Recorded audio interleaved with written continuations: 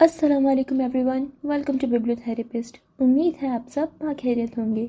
आपके लिए पेश खिदमत है मैं एक जुगनू अस्कलम मैमूना नसरुल्लाह। एपिसोड 16। जब दिन पूरी तरह निकल आया था तो वो खुद को वहाँ अंदर जाने के लिए तैयार कर रही थी। फिर 11 बजे वो हिम्मत करके छोटे छोटे कदम उठाती इमारत के अंदर दाखिल हुई।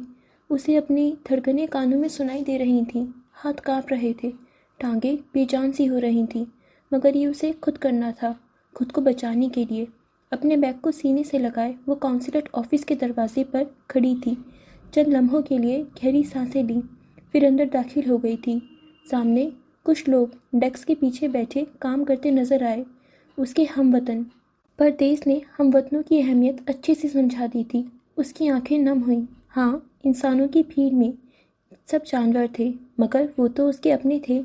वो उसे इस मुसीबत में अकेला नहीं छोड़ सकते थे। उसका दिल फिर से खुशफहम हुआ। लम्हों में इन चेहरों को देखकर उम्मीदें बांध ली थीं। बेवकूफ़ मरियम। मैंने नया पासपोर्ट बनवाना है। मैं पाकिस्तानी हूँ। मेरा पुराना पासपोर्ट गुम हो गया है। वो एक जानिब एक डेस्क के सामने खड़ी बोल रही थी। उसकी टांगें कांप रही थीं। उसका दिल चाहा वो उसे बैठने की ऑफ़र करे। बैठे मोहतरमा, अपना तारुफ करवाएं। और तारुफ पर वो उसे घूरता एक दूसरे कमरे में बने ऑफिस में ले आया था। वहाँ एक अफसर कुर्सी के पीछे बैठा ऐनक लगाए कोई कागजात देख रहा था। फिर उसके तारुफ पर वो भी सीधा हो बैठा था। उसके बाद उसकी खूब क्लास ली गई थी। नादी पुलिस उसकी फैक्ट्री के मालिक से पासपोर्ट लेकर यहाँ उन्हें सबूत दिखाने आई थी कि आपकी शहरी हमारे शहरी के साथ कितना बुरा सलूक करके गई है। अब वो उन्हें मतलूब थी। पुलिस के साथ साथ उसके काउंसिल खाने वाले भी उसे शहर में ढूंढ रहे थे। ये सिर्फ उसकी खुशकिस्मती थी कि जहाँ से उसे अस्पताल ले जाया गया था वहाँ सीसीटीवी कैमरे नहीं लगे थे। वो रात के अंधेरे में अंधेरी गलियों से निकलकर रोड पर आई थी, इसलिए उसका सुराग नहीं मिला था। खुद काउंसिल खाने वाले हैरान थे कि वो लड़की गई तो गई कहाँ। जाते वक्त अपने वजूद का हर सबूत मिटा गई थी। क्या वाकई वो कोई आदी मुजरिम थी? हालांकि ये सिर्फ इत्तेफाक था कि उसकी मौजूदगी का कोई सबूत नहीं रहा था, वरना सबसे पहले तो उसे वो माफिया वाले ही ढूंढ निकालते। फिर मरियम उन्हें आंसू जब्त करते सब कहानी सुना रही थी। क्या ही बेवकूफ़ लड़की वाकई हुई है राम। कोई ऐसी भी किसी पर एतबार करता है? और इतने दिन रही उस लड़की के रंग ढंग से नहीं लगा कि वो माफिया से डीलिंग करती है। औरतों की हिस्स तो इस मामले में बहुत तेज़ होती है। कैसी औरत हो तुम? काउंसिलर फट पड़ा था। तुम्हारी वजह से यहाँ रहते सब पाकिस्तानियों की इज्जत दांव पर लग गई। पहले वो खबीस लोग आते थे, झूठे बाबू का ढोंग रचा रचा कर आवाम के पैसे खाकर भाग जाते थे। और फिजी की आवाम जब उनकी शिकायत दर्ज करती तो पहली बार उस इंसान की शिकायत थी, मगर तीसरी बार वो पूरे पाकिस्तानियों की शिकायत थी। पहले जो पाकिस्तानी बगैर वीज़ा के आ जाते थे, उसकी मेहरबानी से अब पाकिस्तानियों को वीज़ा लेकर आना पड़ता है, क्योंकि पाकिस्तानी इस काबिल नहीं कि उन्हें एतमाद के साथ अपने घर में बिना पूछ गछ के दाखिल कर दिया जाए। पता नहीं क्यों तुम लोग इतने खुदगर्ज होते हो। बस अपना काम निकलवा लिया, भले ही तुम्हारे अमल से पूरी कौम और मुल्क का नाम ही खराब हो जाए। तुम्हारी जूती को भी परवाह नहीं होती। मरियम के आंसू ठिठर गए थे। वो हक्का बक्का उन्हें देख रही थी। चंद पाकिस्तानी ही रहते हैं यहाँ। तुम्हें क्या लगा तुम जुर्म करके भाग जाओगी तो पता भी नहीं चलेगा? जुर्म मैंने नहीं किया। मेरे साथ यहाँ जुल्म हुआ है। यहाँ के शहरी ने मेरे साथ जुल्म किया है। मतलब मैं हूँ ये नहीं। वो सदमे से बोली। फिर चंद लम्हे वो उसे देखते रहे। ठीक है, मैं उस पुलिस केस को ख़त्म करने की कोशिश करता हूँ। उस लड़की को मरने की हद से ज़रा उधर ही छोड़ा गया है। अभी भी उसकी हालत नहीं संभली। अगर जो माफिया का ही काम है, तब भी तुम्हारे पास अपनी बेगुनाही का कोई भी सबूत नहीं है। लड़की को लाने वाले ने गवाही दी है कि वो गवाह है, और लड़की ने भी होश में आकर तुम्हारे खिलाफ स्टेटमेंट दिया है। बताओ क्या किया जा सकता है? मुझे पुलिस के पास नहीं जाना। मैंने कुछ नहीं किया। मेरे पास कभी भी अपनी बेगुनाही के सबूत नहीं रहते, क्योंकि मुझे कभी एहसास ही नहीं होता कि मेरे साथ रहने वाले मुझे धोखा देने लगे हैं। यहाँ पाकिस्तान से इतनी दूर तुम्हें घर वालों ने आने कैसे दिया? चलो आ भी गई, घूम फिर लिया, फिर चली जाती। यहाँ वीज़ा के लिए अप्लाई करने को किसने कहा था? पाकिस्तान में नौकरियां नहीं मिलती क्या? वो उसके अब्बू की उम्र के थे और अब्बू बनकर ही गुस्सा कर रहे थे। अगर पाकिस्तान में ही रह सकती तो यहाँ कभी ना आती। हर इंसान को अपने हालात का पता होता है। मुझे अब इस मुल्क से निकलना है। आप किसी और नाम से मेरा पासपोर्ट बनवा दें। मुझे यहाँ नहीं रहना, वो नाराज़गी से बोल रही थी। फिर बहुत देर वो उसे कानूनी बातें समझाते रहे। वो सर झुकाए सुनती रही। 2 घंटे बाद वहाँ से निकल आई थी। उन्हें कहा था कि उनसे खुद राब्ता करेगी। ये नहीं कह सकी थी कि राब्ते की जगह नहीं रही। मैं गलियों में रहती हूँ और मेरे पास खाने को भी कुछ नहीं है, ना सर ढकने को कपड़ा। वो नहीं कह सकी थी। उसे बेइज्जती महसूस हो रही थी। वहाँ से निकलकर उसका दिल चाहा कहीं जाकर खुदकुशी कर ले। कम से कम ऐसी ज़िंदगी से तो छुटकारा मिल जाता। मायूसी की आखिरी हद पर थी। चलते फिरते वो बीच की तरफ आ निकली थी। वो जिस जानिब आई थी वहाँ अमूमन कोई नहीं होता। वो एक सुनसान बीच था। उस वक्त वो दुनिया के आखिरी कोने पर खड़ी थी और वहाँ खड़ी वाहिद इंसान थी। उससे आगे बेअंत समुंदर था। उस कोने से आगे फिर कोई इंसानी आबादी नहीं थी। अगर थी भी तो बस चंद इंसानों पर मुश्तमिल। लामहदूदियत के एहसास ने उसके दिल पर रौब तारी कर दिया था। लहरें उछल कूद कर रही थीं। पानी का शोर उस वीराने में गूंज रहा था। वो ज़रा फासले पर खड़ी उन पानियों को तकती जा रही थी। खुदा ही जानता था कि ये पानी कहाँ जा मिलता था। उसका किनारा कहाँ था। वो जो वहाँ उस किनारे खुदकुशी का सोचकर आई थी कि खुद को इन लहरों के सुपुर्द कर दूंगी और ऐसी ज़िंदगी से जान छुड़ा लूँगी। पानी को देखते उसके दिमाग में सोचों की लहरें उमड़ रही थीं। अगर मैं यहाँ इस पानी में कूद जाऊँ तो किसी को मालूम भी नहीं हो सकेगा कि मैं मर गई। उस सोच ने दिमाग पर अजीब असर डाला था। किसी इंसान को याद नहीं रहूँगी, मगर उस खुदाए वाहिद को मालूम होगा। हाँ, सिर्फ उसे ही, मेरे वजूद को बस वही याद रखेगा। कहाँ डूबा, किस जानवर ने खाया, और उसका दिल भर आया था। सब भूल जाते हैं, वो तो नहीं भूलता।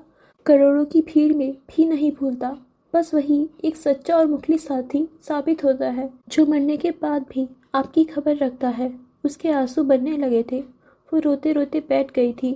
उसके खुले बाल तेज हवा से उड़ रहे थे। मुझे क्यों ना इंसानों की पहचान हो सकी? क्यों सबने साथ छोड़ दिया और आप मेरे लिए मौजज़े करते रहे?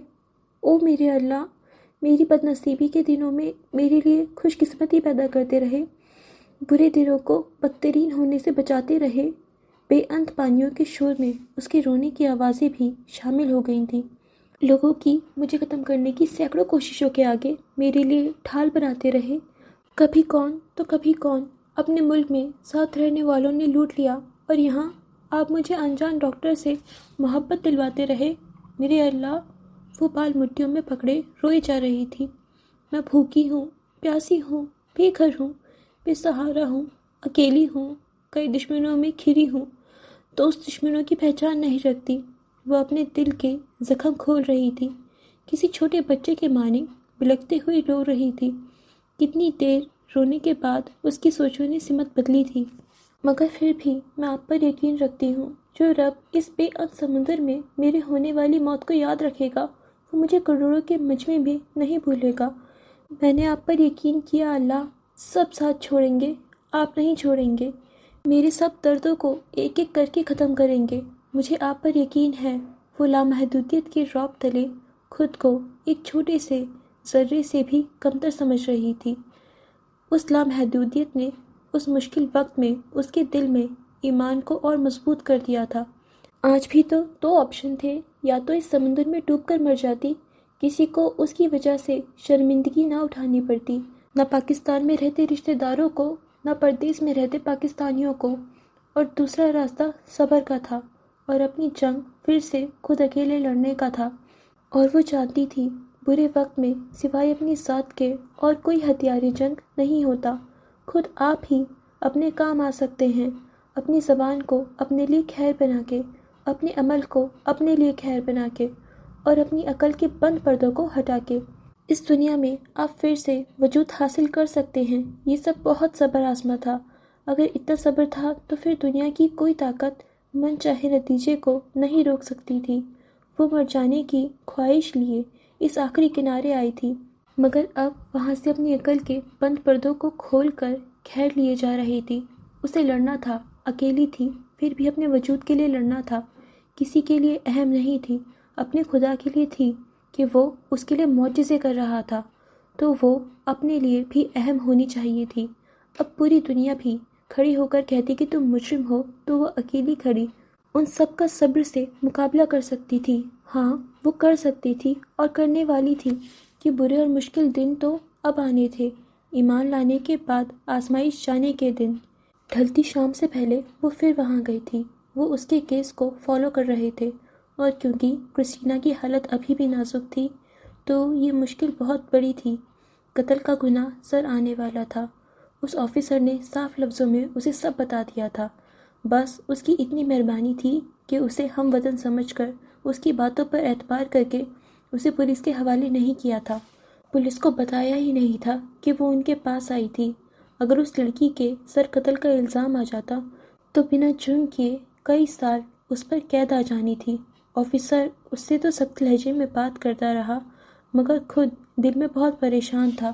وہ لڑکی سچی لگتی تھی، اور دوسری طرف پھر اس نے مریم سے نئے پاسپورٹ کے لیے فیس مانگی تو وہ رو دینے کو ہوئی۔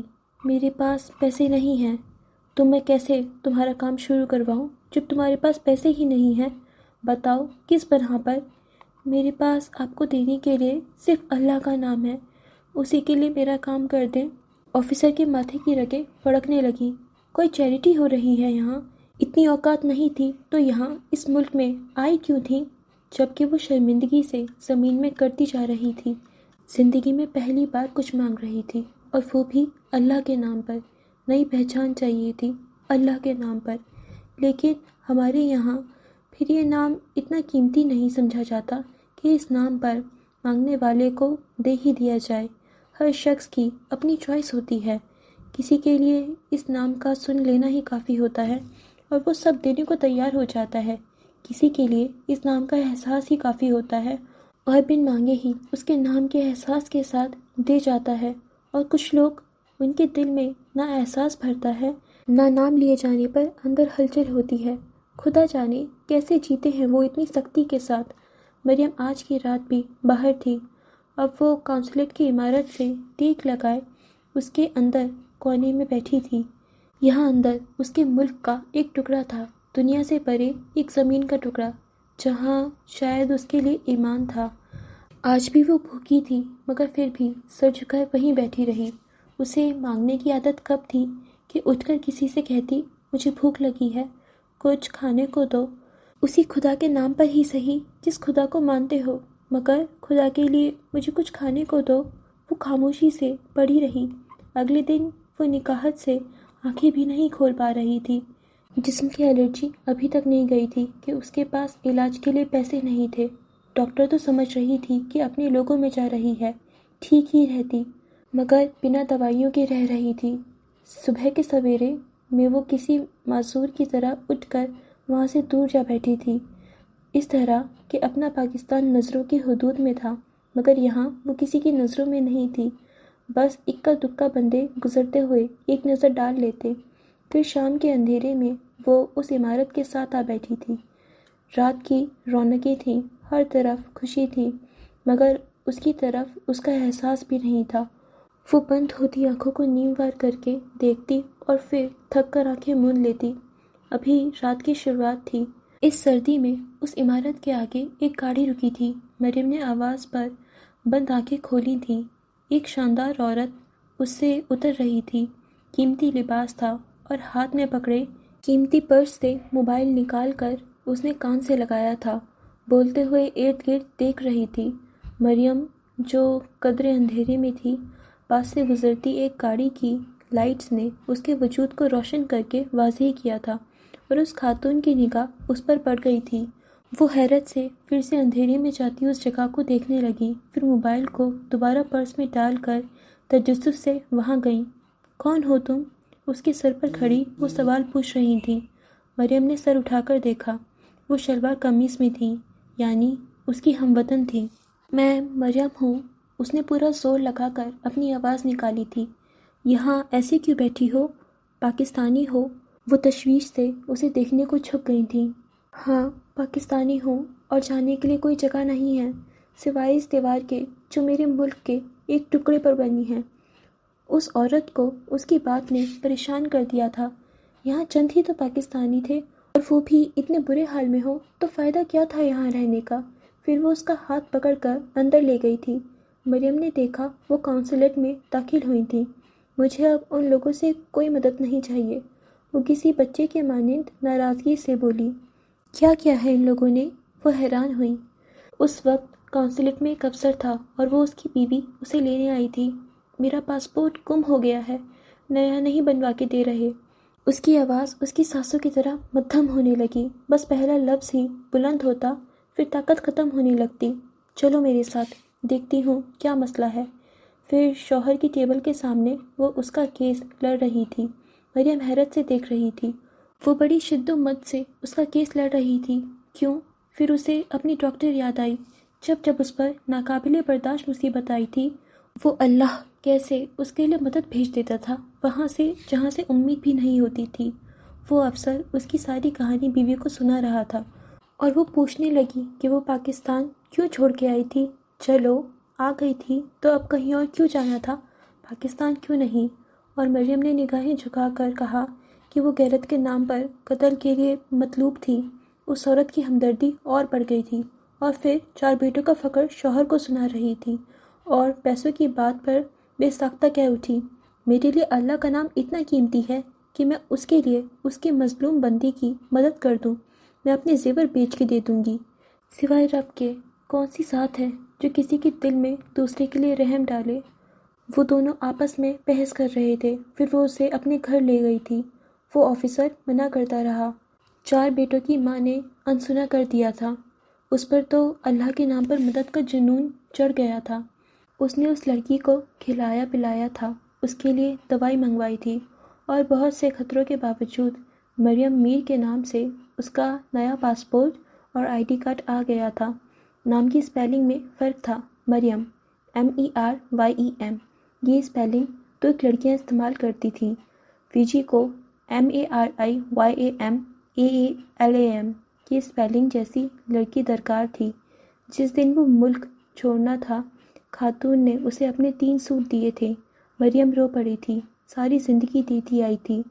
لیتے وقت عزت نفس پر کیسے کیسے چرکے لگ رہے تھے۔ یہ سب ادھار رہا، میرے پاس جب بھی پیسے آئیں تو میں یہ قرض اتار دوں گی۔ میں اللہ کو گواہ بنا کر وعدہ کرتی ہوں، آپ کے سارے پیسے لوٹا دوں گی۔ اس کے پاس اب کچھ پیسے تھے۔ جس ملک میں جانا تھا وہاں کے بینک سٹیٹمنٹ کا انتظام بھی انہوں نے خود کروایا تھا، لیکن وہ اتنا جانتی تھی کہ وہ پیسے اس نے خرچ نہیں کرنے تھے، وہ کسی اور کے تھے، اور آگے کی سوچی پلاننگ تو تب کام آتی جب اس ملک کو چھوڑتی۔ پچھلی بار وہ دوپٹے کے ساتھ تھی، اب کی بار اس نے حلیہ مختلف کر رکھا تھا۔ اس سب کے باوجود بھی پکڑے جانے کا احتمال تھا۔ اس آفیسر نے کہا تھا کہ وہ سب سنبھال چکا ہے، اور شاید وہ سب ہی کبھی نہ کبھی ایک دوسرے کے کام سنبھال لیا کرتے تھے۔ اس لاوارث لڑکی کے لیے ایسے انتظام تو اللہ کروا رہا تھا۔ صوبہ کے ایئرپورٹ پر گلاسز لگائے وہ اندر سے سخت بے چین تھی۔ اس کے پاسپورٹ پر مہر لگاتے وہ آفیسر اسے سرسری دیکھ کر اپنے کام میں لگ گیا تھا۔ وہ دل میں ان گنت بار آیت الکرسی کا ورد کرتی جا رہی تھی۔ جب تک اس کا جہاز اس ملک کی سرزمین کو نہیں چھوڑتا تھا، اس نے بے چین ہی رہنا تھا، بے چین اور کچھ ہو جانے کے خوف میں مبتلا۔ بالآخر اس کا جہاز ہوا میں بلند ہو گیا تھا اور پکڑے جانے کے ڈر سے 4 فلائٹس بدل کر وہ اپنی نئی منزل پر پہنچ گئی تھی۔ تھکن حد سے سوا تھی، مگر اس کے پاس یہاں ہوٹل بھی نہیں تھا۔ جہاز سے اترنے کے بعد وہ اس وسیع ملک میں ایک بار پھر لاوارث بننے والی تھی۔ رشیا کی سرزمین پر اتر کر اس نے آزاد سانس خارج کی تھی۔ ایئرپورٹ سے پہلے وہ مقامی پولیس اسٹیشن گئی تھی، وہاں جا کے اپنی آمد کی رجسٹری کروائی تھی۔ یہ ان کا اصول تھا۔ چھوٹے سے پروسیس کے بعد وہ باہر آ گئی تھی۔ روس میں خزاں کا موسم تھا، سردیوں کی آمد تھی۔ ہوا میں کھنکی تھی۔ مریم کو لگ رہا تھا کہ اب اس کے نصیب میں بس سردیاں ہی ہیں، اور سردی سے بچنے کے لیے کوئی گرم چیز بھی نہیں تھی تو کیا ہوا، آ جانی تھی۔ وہ نئے ملک اور نئے شہر میں پر اعتماد تھی۔ اب اس کے بیگ میں اتنے پیسے تھے کہ وہ یا تو کچھ کھا لیتی یا ماسکو سب وے کو استعمال کر کے شہر کے مرکز میں جاتی اور اپنے لیے کوئی نوکری تلاش کرتی۔ ماسکو سب وے اتنی مہنگی نہیں تھی بلکہ سستی ہے۔ مسئلہ یہ تھا کہ اس کے پاس اب چند روبلز ہی تھے۔ پاکستانی کرنسی اور رشین کرنسی میں بہت کم فرق تھا، 1-2 روپیوں کا ہی۔ مریم نے بیگ سے نکال کر ان چند روبلز کو گنا، 2-3 بار گنا، شاید اس طرح زیادہ ہو جائیں، مگر وہ اتنے ہی رہے۔ اس نے پاس سے گزرتے ایک راہگیر کو روک کر نزدیکی میٹرو اسٹیشن کا پوچھا۔ وہ انگلش نہیں جانتا تھا۔ 2-3 لوگوں سے بات کرنے کے بعد اسے اندازہ ہو رہا تھا یہاں رشین زبان سیکھے بغیر گزارا نہیں تھا۔ اوکے فرینڈز، آج کے لیے بس اتنا ہی۔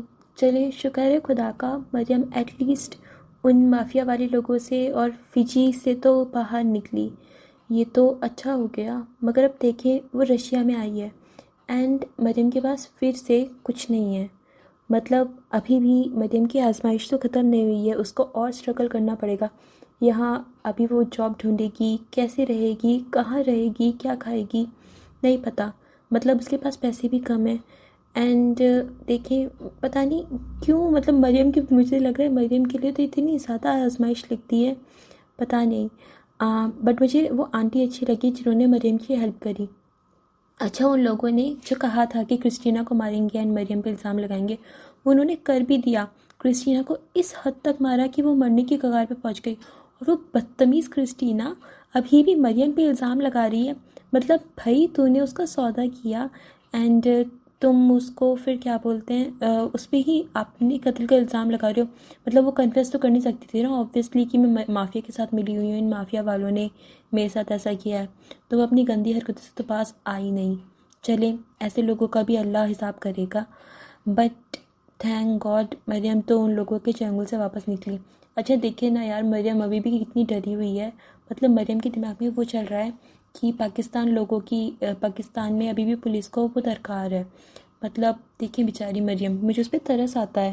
اینڈ دین دیکھیں نا مطلب اس کے ساتھ کتنا برا ہو رہا ہے یار۔ مریم جلدی سے ہیپی لائف گزارے۔ اوکے فرینڈز، تو یہیں پہ اس ایپیسوڈ کو اینڈ کرتے ہیں، ملیں گے نیکسٹ ایپیسوڈ میں۔ تب تک کے لیے آپ جلدی سے ہماری یوٹیوب چینل کو سبسکرائب کر لیجیے اینڈ ہمارے انسٹاگرام پیج کو فالو کر لیجیے۔ اینڈ اگر آپ کو یہ ناولس اچھی لگتی ہیں تو پلیز انہیں اپنی فیملی اینڈ فرینڈس کے ساتھ شیئر کر دیجیے۔ تو friends, take care of your self and خدا حافظ۔